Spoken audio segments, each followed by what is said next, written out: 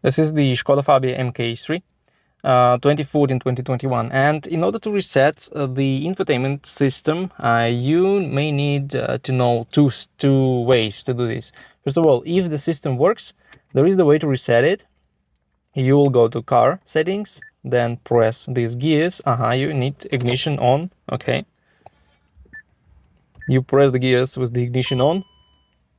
Then you go to the very bottom of this list, and here are factory settings. And now you can reset all settings or certain settings. So when you press factory settings, you want to reset all settings, and then it's warns you that everything will be reset. Or you can reset light settings, wiper settings, opening and closing, instrument cluster.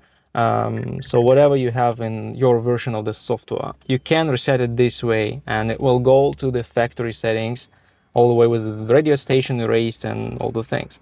But if this doesn't work and you can't access the car and settings, the only way to reset this infotainment system is to go under the hood and disconnect the 12-volt battery for about 7 minutes. And then when you disconnect the battery cables, the system will reset. When you connect it back, it will start from zero. So you will probably be able to turn it on if it's still working. But if the battery reset doesn't work, in most cases the problem will be with the infotainment system. They are not really faulty in these cars, but sometimes they fail and you will need to replace or repair them depending on what happened with them. So if the battery reset doesn't help, the problem is in the infotainment system.